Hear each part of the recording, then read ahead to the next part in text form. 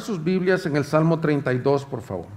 El día de hoy vamos a continuar con nuestra serie en el libro de los Salmos, y el día de hoy estaremos compartiendo un salmo que se conoce como uno de los salmos de penitencia. Estaremos hablando, el título para el mensaje de hoy es La bendición de ser perdonado.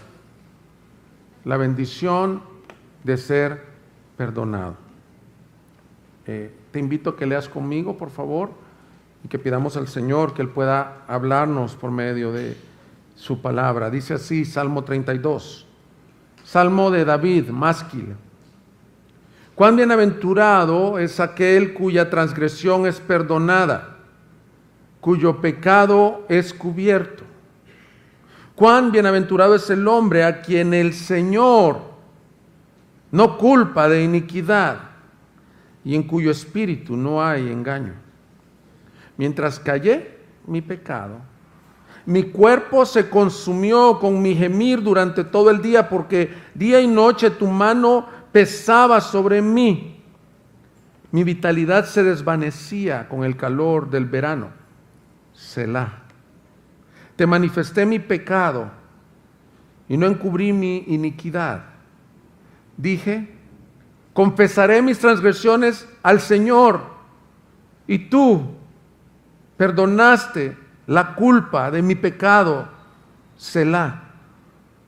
Por eso, que todo santo ore a ti en el tiempo en que pueda ser hallado. Ciertamente en la inundación de muchas aguas no llegarán estas a él. Tú eres mi escondedero, de la angustia me preservarás, con cánticos de liberación me rodearás. Selah. Yo te haré saber y te enseñaré el camino en que debes andar. Te aconsejaré con mis ojos puestos en ti. No seas como el caballo o como el mulo que no tienen entendimiento, cuyos arreos incluyen brida y freno para sujetarlos, porque si no, no se acercan a ti. Muchos son los dolores del impío, pero el que confía en el Señor, la misericordia lo rodeará. Alégrense en el Señor y regocíjense justos, den voces de júbilo todos ustedes, los rectos de corazón. Los hermanos, este salmo nos habla de la magnitud del perdón. Pero para poder entender la magnitud del perdón, primero un salmo de David, que dice que es un másquil. Los comentaristas no tienen certidumbre qué significa másquil, pero una gran mayoría dicen que es un salmo de instrucción. Él está queriendo instruir que para que tú puedas entender la magnitud del perdón, debes de entender la magnitud del pecado primero.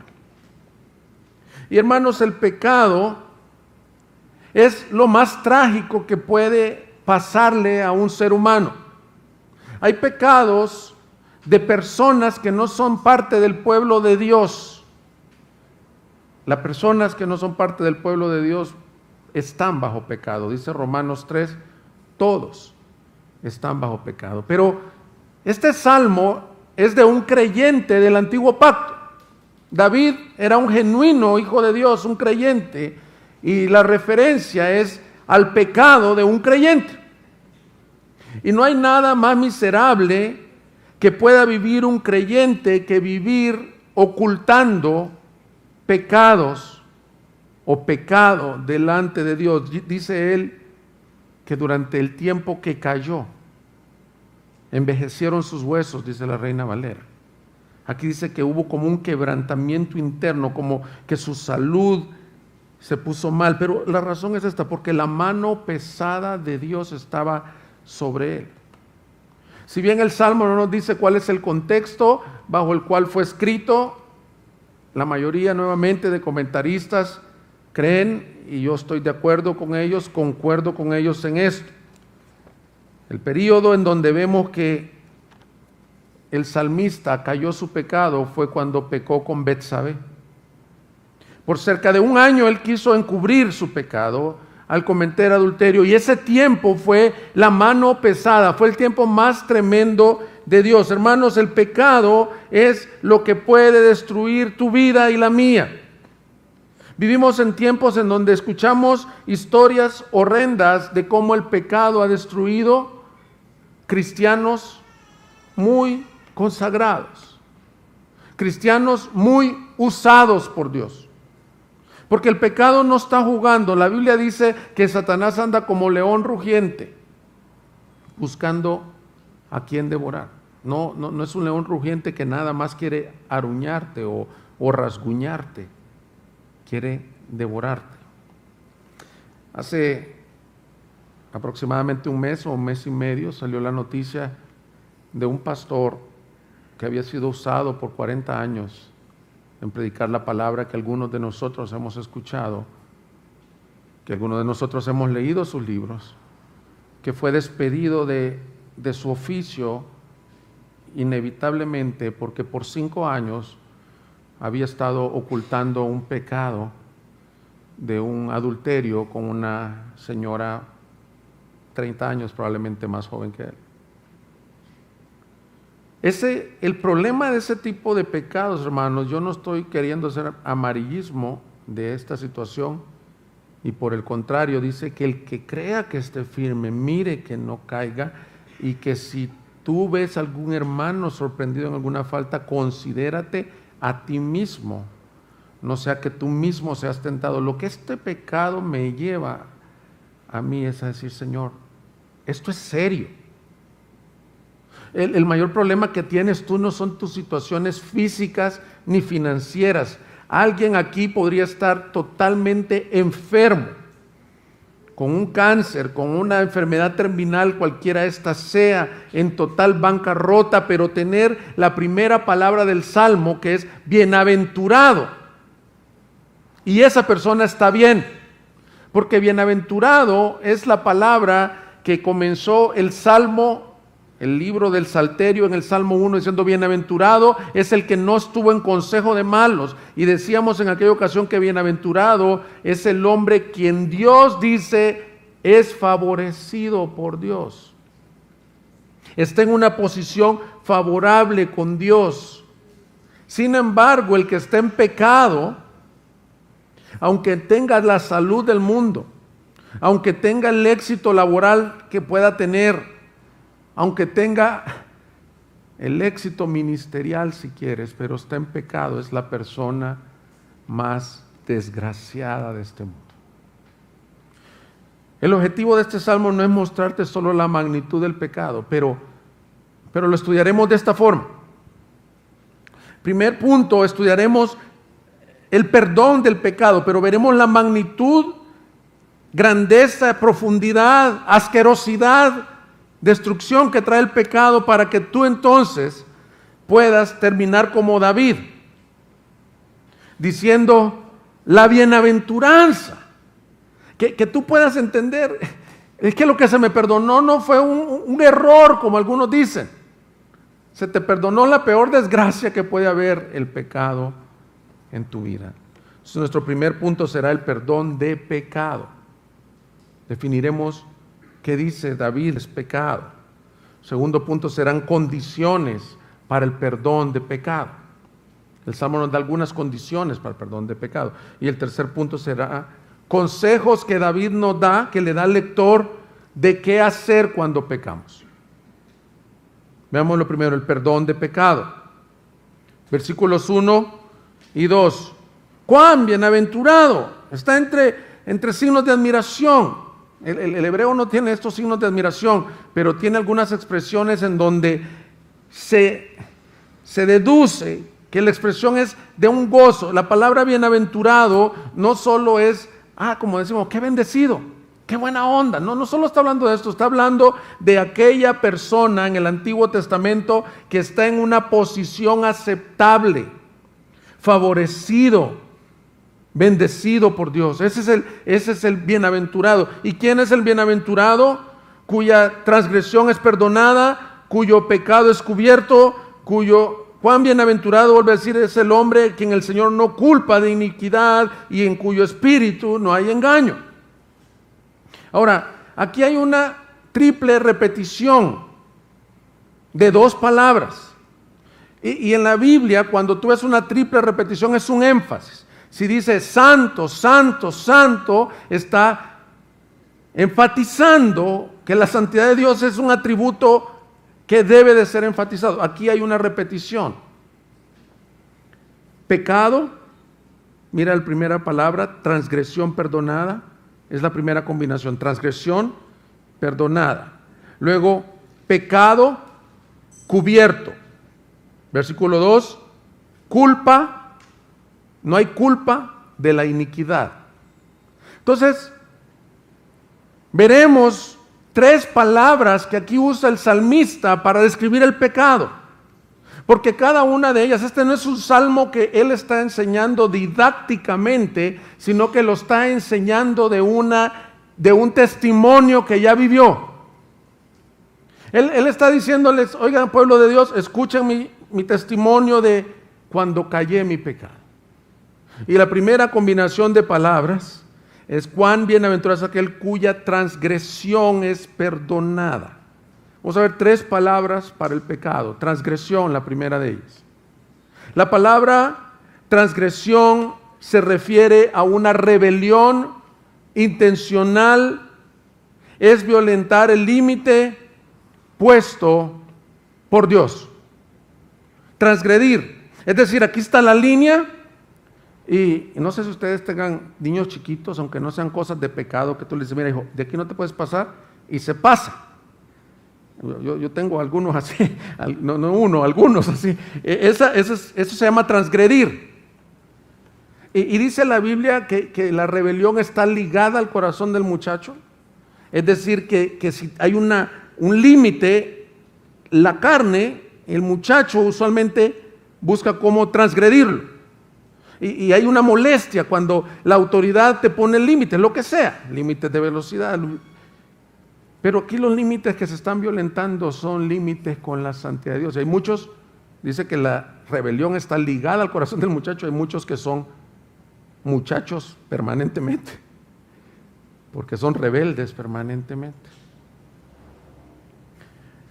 David no está platicando una clase de amarteología, que es la doctrina del pecado. David está contando un testimonio. Segundo de Samuel 11, todos concuerdan que probablemente se refiere al pecado que cometió con Betsabé. Dice así, versículo 1. Quiero que vean los límites que él quebrantó. Aconteció que en la primavera, en el tiempo cuando los reyes salen a la batalla, David envió a Joab y con él a sus siervos y a todo Israel, y destruyeron a los amonitas y sitiaron a Rabá. Pero David permaneció en Jerusalén. Al atardecer, David se levantó de su lecho y se paseaba por el terrado de la casa del rey, y desde el terrado vio a una mujer que se estaba bañando. Y la mujer era de aspecto muy hermoso, dice la Escritura. David mandó a preguntar acerca de aquella mujer, y alguien dijo, ¿no es esta Betsabé, hija de Eliam, mujer de Urías elitita? Espérate un momentito, paremos ahí un momentito. ¿Tú ves los límites que está transgrediendo David? ¿Alguien los puede ver? Fíjate cómo comienza diciendo, en el tiempo en que los reyes salen a la guerra. No todas las batallas el rey era requerido de ir a la guerra, sino que algunas de ellas, por la importancia de la batalla y por el tiempo del año, el rey iba liderando las tropas. Pero la Biblia es clara en decir que ese día, ese tiempo que el rey iba a la guerra, el rey, en lugar de estar en los propósitos, está transgrediendo un límite que Dios había destinado para el rey, como ungido del Señor, él está satisfaciendo sus propios deseos, que no son malos en teoría, a menos que no estés cumpliendo el propósito de Dios. Dice que se levantó, la Reina Valera, la que traen muchos, dice al caer la tarde, aquí dice al atardecer. No, escucha bien, no dice se levantó tarde en la mañana. Estamos hablando de un hombre que son 4 o 5 de la tarde y él se está despertando, está en su terraza y de pronto alguien podría decir, pero la mujer, ¿por qué se está bañando? ¿Sabes por qué se está bañando la mujer? Por lo que te acabo de decir. Satanás está buscando destruirte. La mujer tenía todo el derecho de bañarse. La Biblia describe que es una mujer hermosa, pero hay otro límite transgredido. Él manda a preguntar. Él manda a preguntar como rey. Y mira la respuesta. ¿Tú no crees que en la gracia de Dios estos hombres, oye rey, no es la esposa de Urías? Hermanos, él nos acaba de escribir salmos en donde nos dice: la ley del Señor es mi delicia. ¿Tú crees que David como rey no conocía Éxodo 20 con los 10 mandamientos, donde dice: no codiciarás a la mujer de tu prójimo, no codiciarás las cosas ni los bienes de tu prójimo, y no cometerás adulterio? Él conocía la ley de Dios. Él probablemente, no dice que es Salmo de David, escribió el Salmo 1, en donde dice: cuán bienaventurado es el que anda en la ley del Señor. Entonces, otro límite transgredido. El pecado es transgresión de límites. Que por si no está quedando claro, que creo que es muy claro, tener intimidad con alguien que no es tu esposo o esposa es un límite que está reservado solo para el matrimonio. El que lo traspasa, no hay excusa. No es, hay un desliz, un error. No, eso es claro, es un límite que Dios dejó. Varón y hembra los creó, por tanto dejará padre y madre y se unirá a su mujer y serán una sola carne. El Señor le agregó y dijo: si tú ya la codiciaste en tu corazón, tú ya pecaste con ella en tu corazón. Entonces David,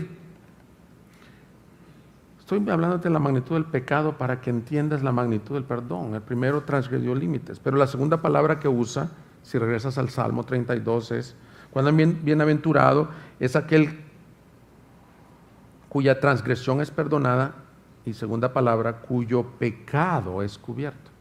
Aquí la palabra pecado es una segunda palabra que significa quedarse corto de la gloria de Dios. Es de donde está escrita en hebreo, pero de donde se tradujo la Septuaginta al griego, en donde se usa la palabra amartía, corto de la gloria de Dios.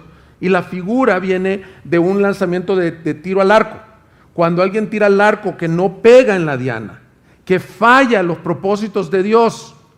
Y hermanos, el problema del pecado no solo es que, ay, me afectó, ¿no? O como muchos dicen en estos tiempos, fue un error, todos cojeamos de alguna pata. No. El pecado, la mayor ofensa es contra la gloria del Dios Santo, hermanos. Esto es lo que no entendemos, no es lo que le pasó a Urías, a la mujer de Urías, y a lo que le pasó a David. Él cosechó consecuencias que ya veremos. Lo que causa el pecado es la ofensa a la gloria de Dios, es quedarse corto de la gloria de Dios. Romanos 3:23, por cuanto todos pecaron y están cortos de alcanzar la gloria de Dios. Cuando tú no vives para Dios, estás trayendo deshonra a su nombre. Con estos pecados escandalosos que salen en la iglesia, el problema no es solo la persona, no solo es la iglesia que es afectada, es el nombre del Señor es vituperado por nuestro nombre. Hermanos, cuando tú estés frente al pecado, quiero que pienses esto: tus acciones tienen consecuencias con respecto a la gloria de Dios. La Biblia dice que la santidad conviene a la casa del Señor. El pecado no es un juego. La tercera palabra que aparece es iniquidad.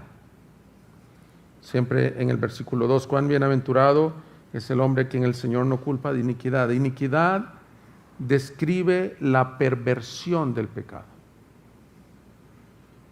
En esta historia en particular hay mucha perversión. John Owen, un puritano, decía: si no matas el pecado te matará a ti.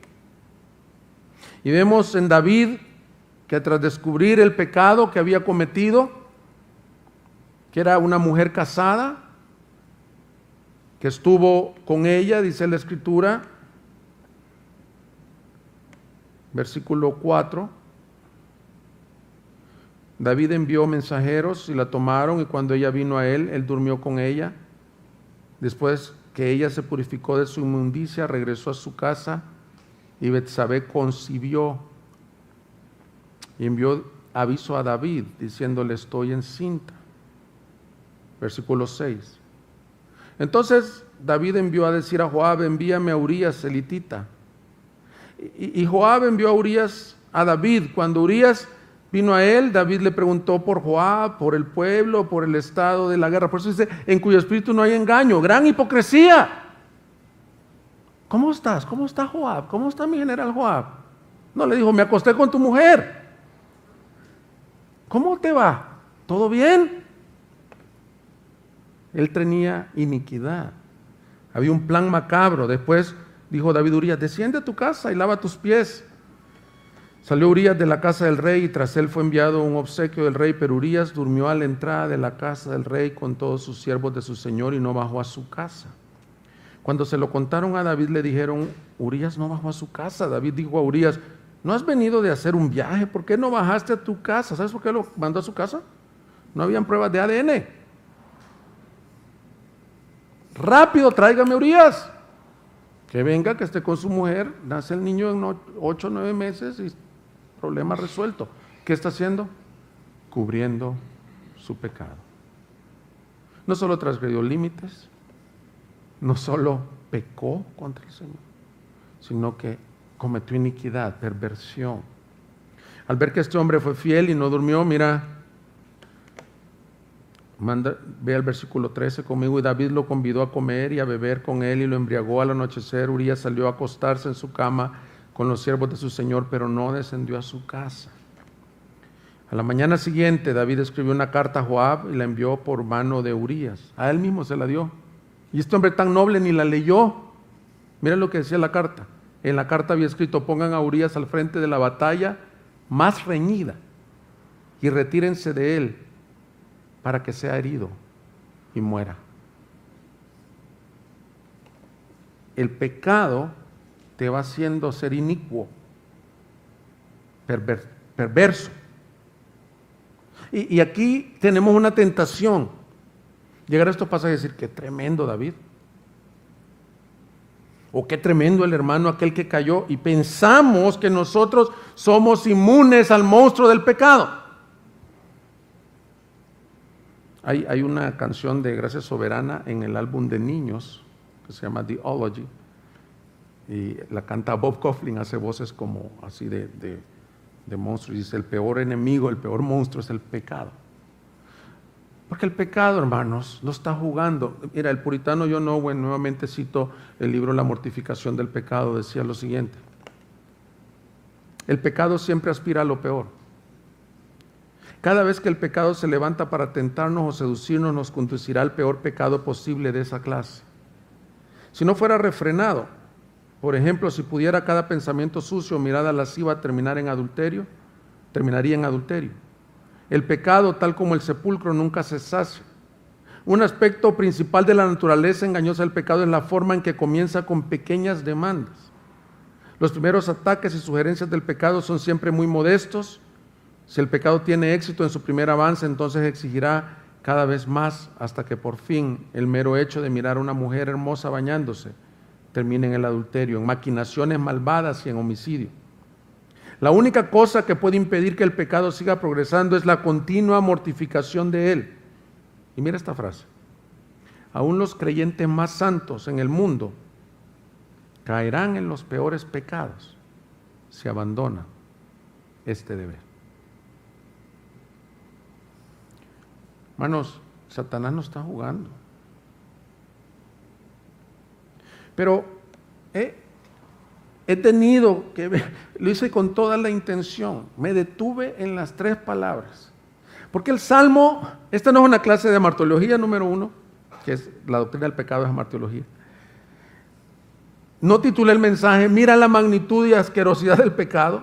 No, el título del mensaje es: la bendición de ser perdonados.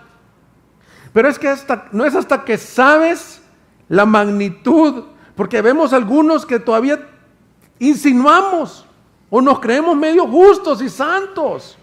¿Y por qué eres bueno? ¿Por qué eres justo? Porque soy bien disciplinado, porque me congrego, hermanos.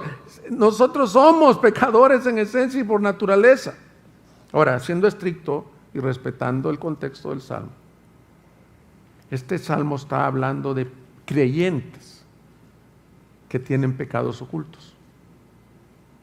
y cómo Dios quiere perdonar y traer arrepentimiento. Ahora, si hubo 3 repeticiones para pecado, ahora hay 3 repeticiones para perdón. Y quiero, si puedes, si te es posible, que le des vuelta a tu switch, cámbiale ahorita. Deja de pensar en el pecado y contempla la magnitud de la gracia. Si algo te puede llevar de este mensaje es la gracia infinita y misericordia extravagante que tiene nuestro Dios. La primera palabra que pone con transgresión es, bienaventurado es aquel cuya transgresión es perdonada. La palabra usada ahí es perdón. La palabra perdón se puede traducir remoción o quitar el pecado de alguien. La palabra tiene que ver con que tú tienes un pecado en ti y alguien lo quita por gracia. Ese es el perdón. Y hermanos, estos lectores eran lectores judíos y entendían perfectamente a lo que se refería. Hay una palabra en la liturgia judía, en el templo, que se conocía como expiación. Expiación tiene un prefijo ex, y el prefijo ex es bien importante para entender el perdón. Ex significa que extraen, viene de sacar de ti. Y la expiación se daba de la siguiente manera: tú tenías 2 corderos, unos sobre ellos el sacerdote ponía las manos cuando tú habías pecado y los sacrificaba como propiciación. Tiene otro prefijo que significa quitar la ira de Dios, propiciaba tu pecado, pero había otro que salía del campamento con tu pecado, representaba la expiación. El cordero expiatorio. Por eso es que el autor de Hebreos dice allá en el libro de los Hebreos: salgamos del campamento con él, porque el Señor fue crucificado fuera de Jerusalén. Para que tú entiendas la magnitud del pecado, lo que está diciendo este salmo es que a los verdaderos perdonados por gracia infinita, el Dios santo, que no puede ni ver el pecado, ha quitado el pecado de ellos, lo ha removido por medio de que alguien más lo expió. Y nosotros de este lado de la historia del Nuevo Testamento sabemos quién expió nuestro pecado: la sangre de Cristo. No tenemos que poner manos sobre un cordero, es Cristo quien quitó tu pecado. Hermano, si tú te has arrepentido de tus pecados, Él los ha quitado. ¿Entiendes la magnitud? Pero hay otra segunda palabra: bienaventurado cuyo pecado ha sido cubierto. Y esto tiene otra figura. Es una cobertura como cuando Adán y Eva pecaron, que ellos estaban delante de Dios y se vieron desnudos por primera vez. Ellos van y buscan hojas de higuera, se tapan su cuerpo, y el Señor dice: espérense, hay otra mejor forma de cubrirlos. Sacrifica un animalito y los cubre de vestiduras. Hermanos, la única razón por la que este salmo termina diciendo alégrense los justos, es porque el que es justo, declarado justo delante de Dios, es porque le imputaron justicia, lo cubrieron.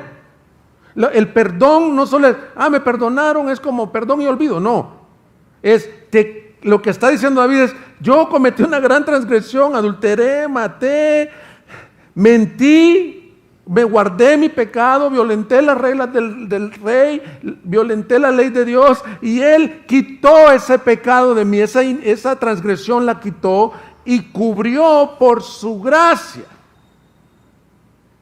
Hermanos, contemple el Evangelio aquí.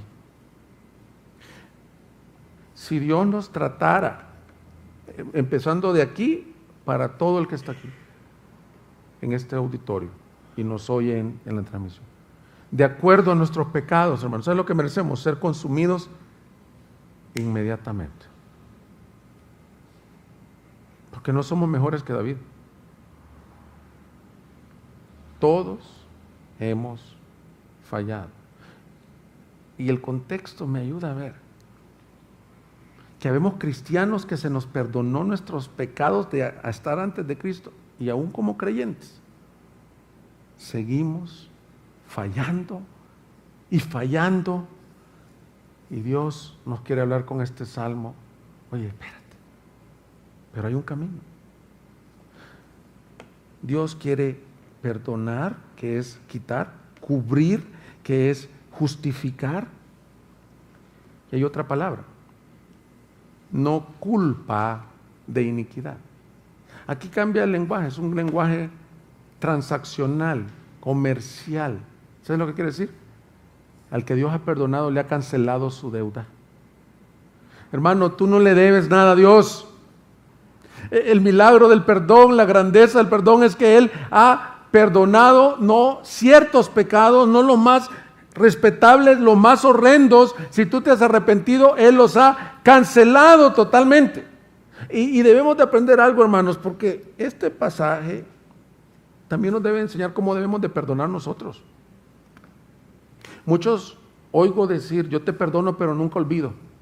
Entonces no estás perdonando bíblicamente. Perdonar bíblicamente es que la persona que te ha ofendido, no estoy diciendo que no te ha ofendido, él ya no te debe nada, tú cancelas su deuda. El Señor no reprocha. ¿Tú te imaginas, hermanos? ¿Cuántos de aquí batallan? No levanten la mano, con condenación, seguramente muchos. Si el Señor tú vinieras en oración y te dijera, te lo dije, ya sabía, te salvé, pero ya sabía que en las 2 semanas ibas a estar otra vez en los mismos pecados. ¿Sabes lo que yo he encontrado? Nunca he encontrado un reproche en Dios. ¿Y sabes lo más trágico de los hermanos en Cristo horizontalmente? Empezando por los matrimonios, que somos especialistas en recordarle los pecados que ya nos pidieron perdón. Acabo de estar en la conferencia de pastores, te dije, y CJ Mahaney, quien es el fundador de Gracia Soberana, predicó un mensaje que tituló No Regrets, no lamentarnos del pasado. Porque la Escritura dice, olvidando lo que queda atrás, me extiendo a lo que está delante, al premio del supremo llamamiento. Y muchos, es que si yo hubiera criado así a mis hijos, y que por qué prediqué esto, y por qué le dije esto a mi esposa, y por qué me dijo esto mi esposo. Hermanos, la Escritura enseña que Dios es omnisciente. Y por eso me encanta el canto que dice que amor es el que mis pecados borró, que aún siendo omnisciente, olvidar escogió. Lo dije en rima, no me lo inventé, es un canto. Porque dice Hebreos 10:16 que el nuevo pacto dice así: este es el pacto que haré con ellos después de aquellos días, dice el Señor, pondré mis leyes en su corazón y en su mente las escribiré. Añade, y mira cómo, y nunca más me acordaré de sus pecados e iniquidades. Ahora bien, donde hay perdón de estas cosas, ya no hay ofrenda por el pecado. Hay algunas personas que tienen una imagen de que Dios está constantemente, hasta lo ponen en esos chics, Dios está viendo como una película de todo lo que ha hecho. Hermanos, eso es un error doctrinal. Lo que Dios ha perdonado, lo ha borrado. ¿Tú entiendes la magnitud de que tu deuda fue cancelada? No de gratis, alguien pagó tu deuda. Y por eso David grita, y yo quisiera, Iglesia Gracia Soberana, que tú te vayas gritando y diciendo, gracias porque mis pecados han sido perdonados, soy el hombre más bienaventurado de este mundo. Esta persona es totalmente bendecida porque dice el Señor en Isaías 43:25, yo soy, ese es el nombre del yo soy, el que borro tus transgresiones, la borra. No con liquid paper así, para que veas del otro lado, a ver qué habían escrito aquí. ¿Cuántos hacían eso en la escuela? Que borras con el liquid paper, pero a ver qué escribiste.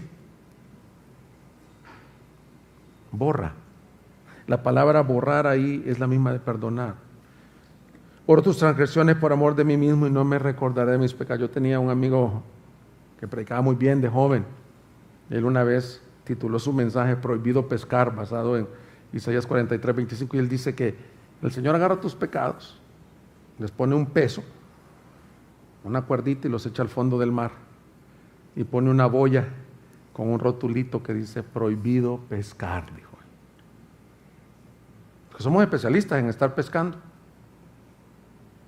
Hermanos, una de las cosas con las que más batalla el creyente es con la dicha de sentirse perdonado.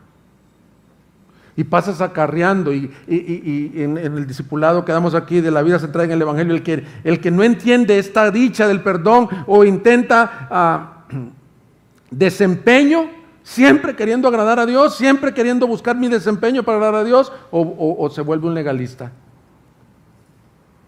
Y el legalismo tiende a ser hipócrita, porque ¿cómo estás? Bien. El que Dios le ha perdonado sus pecados te puede decir con claridad: mira, he batallado con esto y esto, pero la rica y gracia misericordia de Dios me ha perdonado. Por eso es que puedes decir que Él es el Señor. El Señor ha sido favorable con el pecador y es la persona más bendecida. Ahora, este mensaje está aquí, este salmo está aquí para que David nos aliente a decir: hermanos, no se preocupen, el Señor es clemente y compasivo. El Señor está buscando, Él está deseoso por perdonar. En inglés se dice eager, pero no hay una palabra que lo traduzca.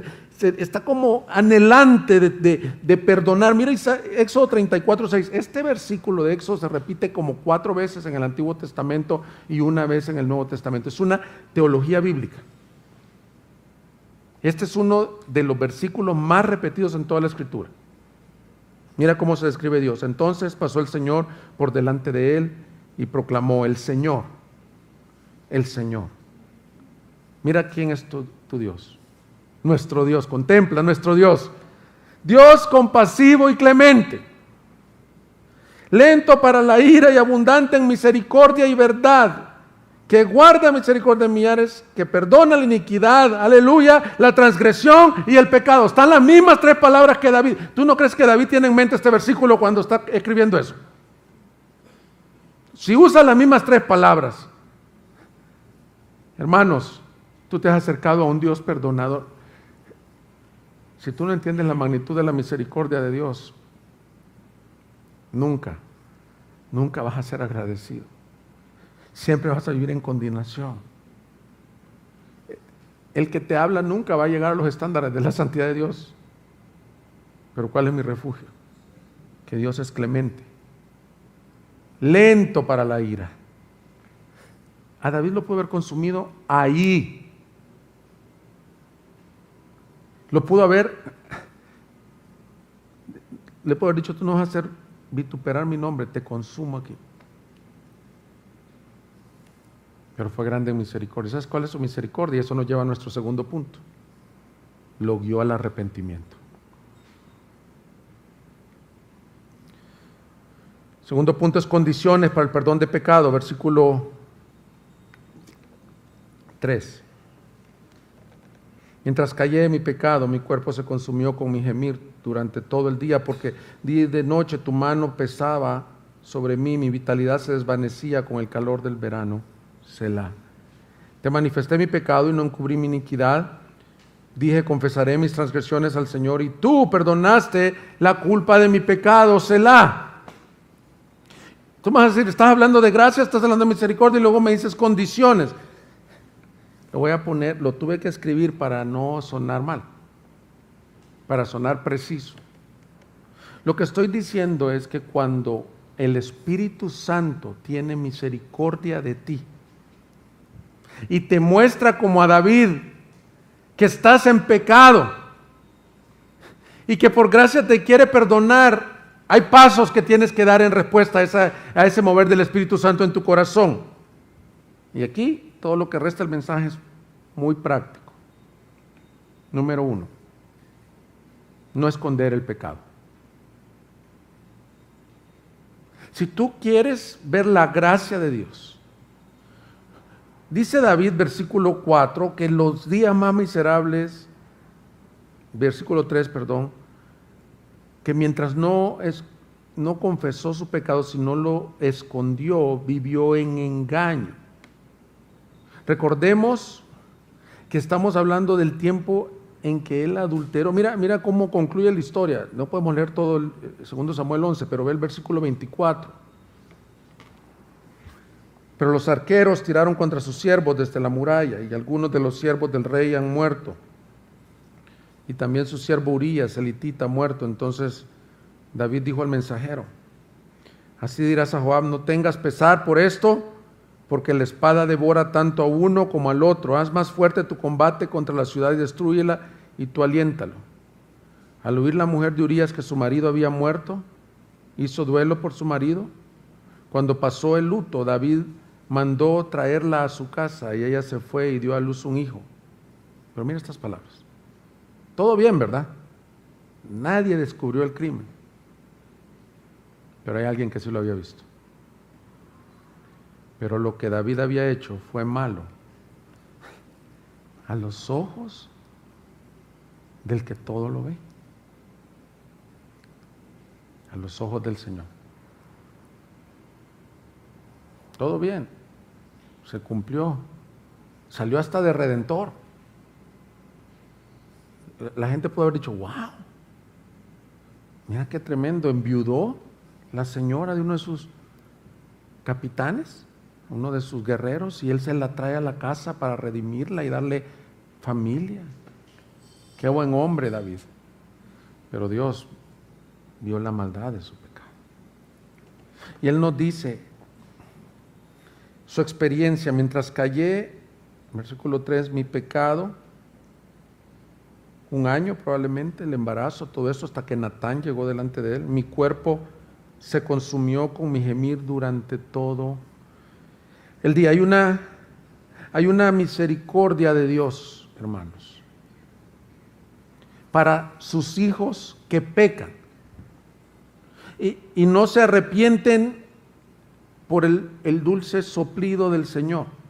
Porque yo te quiero decir algo, hermano. Si tú eres hijo de Dios, tú no me vas a dejar mentir, que Dios te habla cuando tú estás pecando, que Dios te advierte. A lo mejor este mensaje es una advertencia para ti. Pero dice David que como él cayó, mira ahora el versículo 4, Dios usó otro mecanismo que tiene, que es amor, gracia y misericordia. Todo el salmo es de gracia y misericordia, todo el salmo.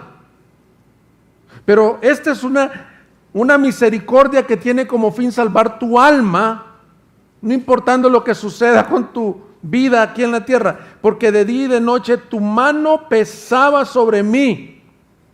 Mi vitalidad se desvaneció con el calor del verano. Está diciendo David que su experiencia miserable durante su esconder su pecado era la mano pesada de Dios aplastándolo. Se llama la disciplina por amor de Dios, hermanos. Y quiero que entiendas clara la teología en este punto. Un cristiano ya no está bajo la ira de Dios. Un creyente ha sido perdonado de sus pecados pasados, presentes y futuros, e irá a la gloria de Dios, porque es Él quien se ha comprometido a llevarte. Pero, por cuanto el pecado destruye tu alma y vitupera la gloria de Dios en la tierra, Él se ha comprometido a no dejarte en pecado. Y porque te ama, y porque me ama, Él está dispuesto a traerte con cuerdas de amor o a poner su mano pesada sobre ti. Romanos dice, considera la bondad y severidad de Dios. Están en el mismo versículo. La bondad es que Dios usa esos momentos duros para volvernos a Él. Había una señora que comenzó a padecer arriba de los 70 años de algo que la encorvaba, que la paralizaba, y comenta este pastor que fue a orar por ella y ningún examen clínico salía como algo. Los psicólogos decían, esto es psicosomático, y el pastor le dice, hermana, a ver, ¿qué más trae? Hasta que un día le dice, mira, mi marido ya murió, pero yo me quedé con esto, que por años yo fui infiel a él y él nunca se dio cuenta. Fue confesando su pecado y la señora comenzó a recuperarse. Hay un misterio cuando tú eres hijo de Dios. Él se va a encargar de llevarte a la gloria. Quiero que entiendas y diferencies lo que es un castigo a lo que es una disciplina por amor. Hebreos 12, dice que la disciplina en el momento no parece ser algo de causa de gozo, por el contrario, causa de tristeza, pero su fin produce fruto de santidad, en la cual Todos hemos sido experimentados. Dice, y al hijo que toma por hijo, lo disciplina. Yo no sé si alguien aquí está viviendo la mano pesada de Dios.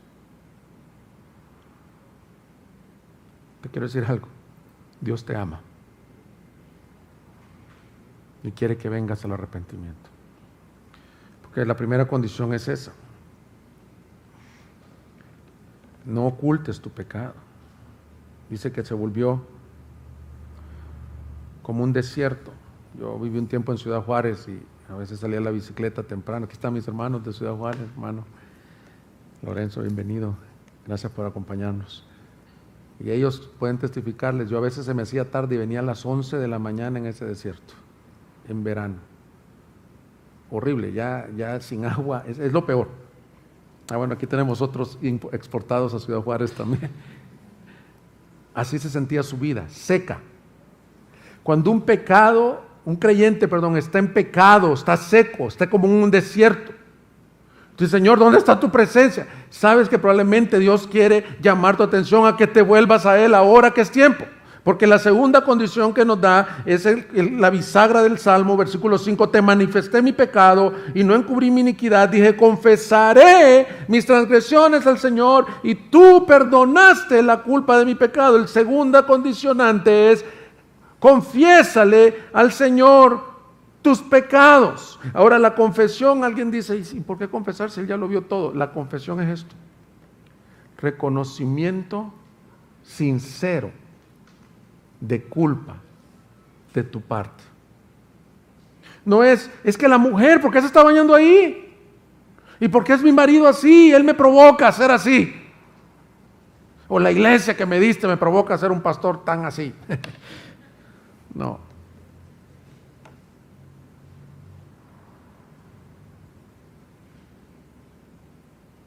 Lo que se necesita es una confesión sincera. Pero quiero decirte algo, hermanos. Nadie se puede arrepentir en sus propias fuerzas. Usualmente, el pecado, decía John Owen, te endurece. En lugar de ponerte más humilde, te pone más duro, más soberbio, te autoengaña. No lo ves. ¿Han estado ustedes en discusiones? Bueno, si eres casado seguramente sí. Pero yo he estado en consejerías y en discusiones en donde en los matrimonios, este es el típico caso matrimonial. Él tiene la culpa. No, ella tiene la culpa. Cambia tú. Bueno, cambia tú. Y entonces hay un esto, miren, un tira y encoge en donde no se llega a un acuerdo. Bueno, la confesión no es decir, él tiene la culpa. Ella tiene la culpa. Las circunstancias. La psicología freudiana, ¿qué dice? El entorno, dice Freud, te hace ser como tú eres ahora de adulto. Si tú eres un abusador es porque te abusaron, decía Freud. Si tú eres un mentiroso, un mitómana, es porque algo te pasó. Si tú eres un narcisista es porque te hicieron algo. Yo he pecado, Señor. Y dice Romanos 2, versículo 4, o tienes en poco la riqueza de su bondad y tolerancia y ignorando que la bondad de Dios te guía al arrepentimiento. Hermanos, si tú has experimentado arrepentimiento es porque Dios es bueno contigo.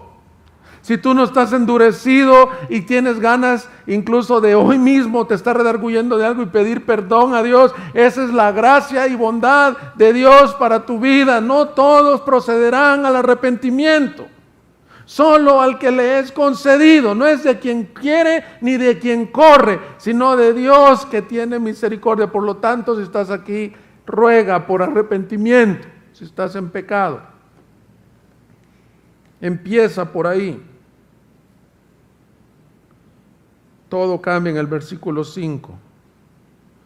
Dice, te confesé, manifesté, es la misma palabra de epifanía, manifestación. La manifesté, no lo cubrí ya. Esto es confesión sincera, genuina, y no cubrí mi iniquidad. Dije, confesaré mis transgresiones, son muchos, mis pecados son muchos, tu gracia es mayor. Hermanos, hay iglesias en donde tienen pavor a confesar sus pecados, porque son iglesias legalistas que no entienden el evangelio. Nosotros no queremos ser esa iglesia, porque ¿sabes qué es lo más tremendo? Que todos pecamos, nada más que de diferentes colores. No hay santos, nadie ha llegado, ni Pablo. No digas, como unos dicen, ese hermano es como el apóstol Pablo. Nadie hay como Pablo. Cristo y los apóstoles. Lo apedrearon en Listra, el siguiente día estaba predicando. Estaba en la cárcel escribiendo y estudiando la palabra, habiendo escrito, no sé, 19 libros de la Biblia.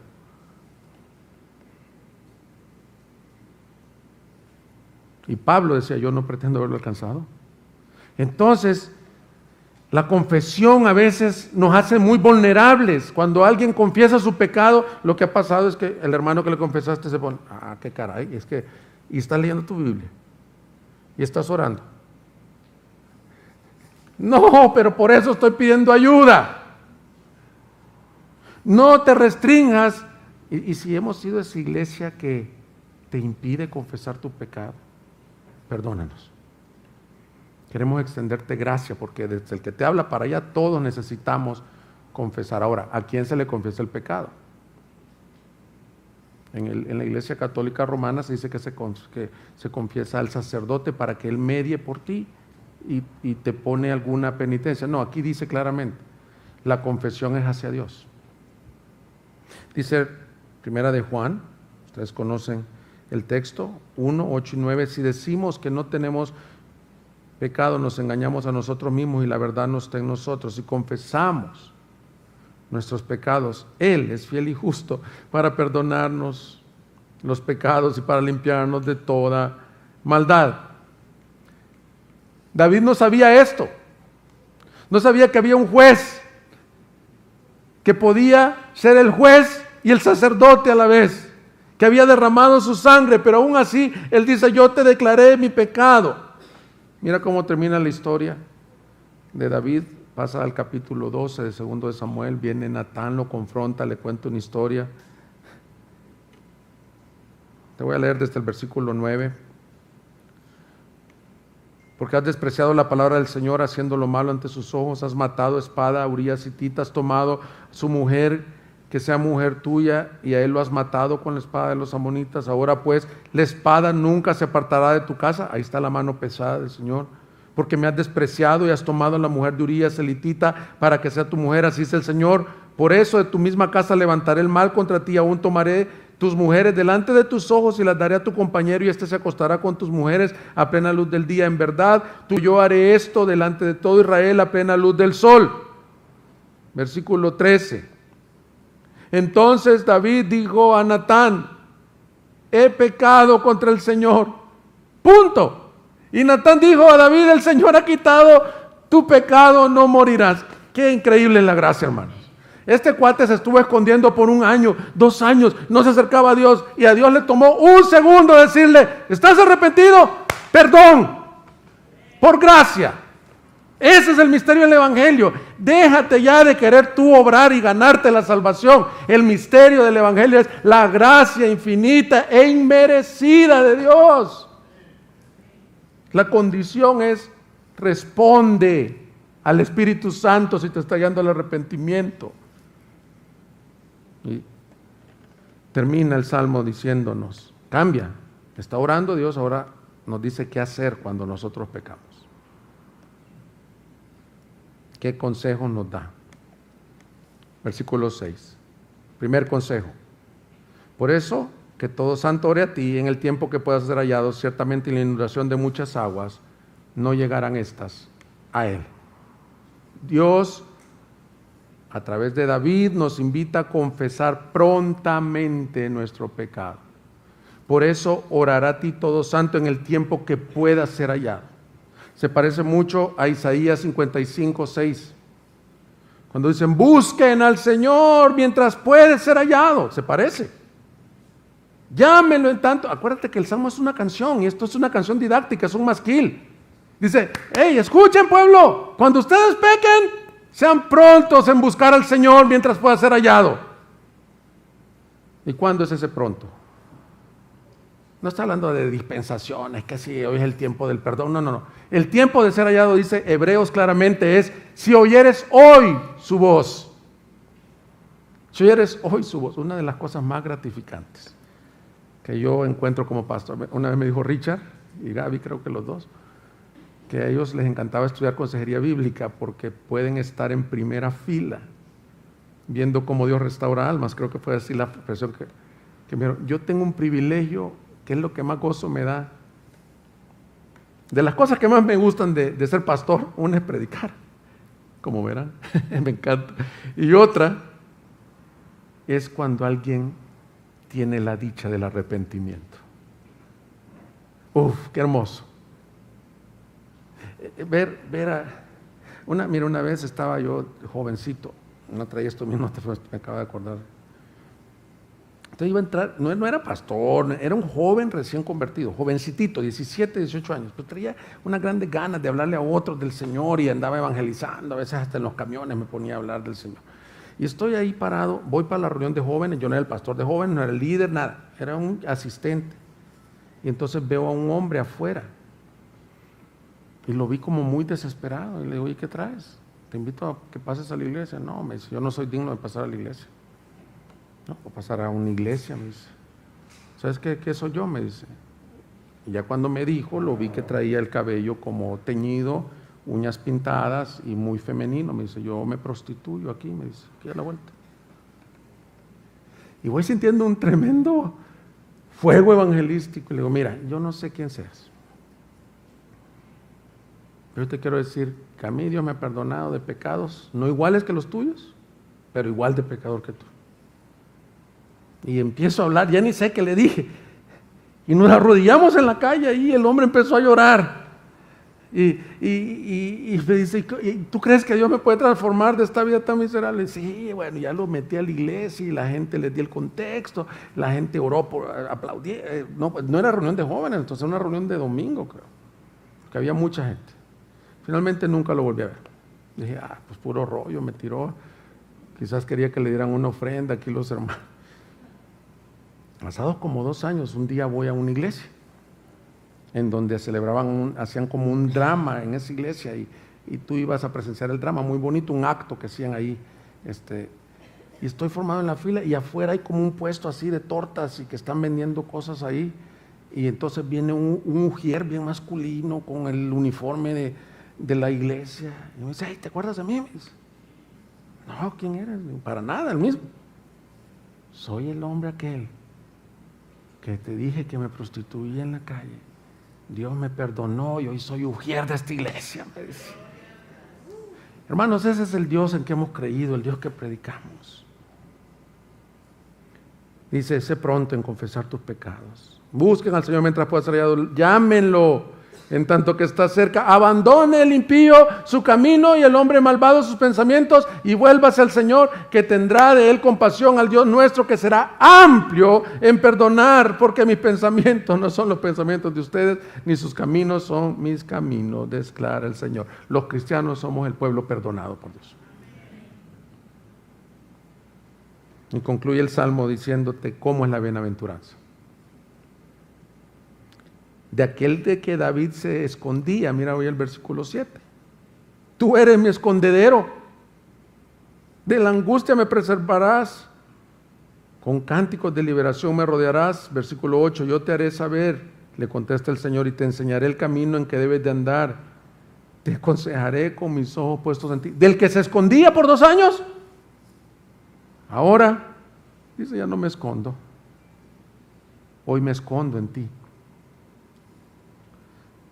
El que era nuestro juez se vuelve nuestro Padre. El que era nuestro juicio se vuelve nuestro escondedero. ¿Has visto esa locura?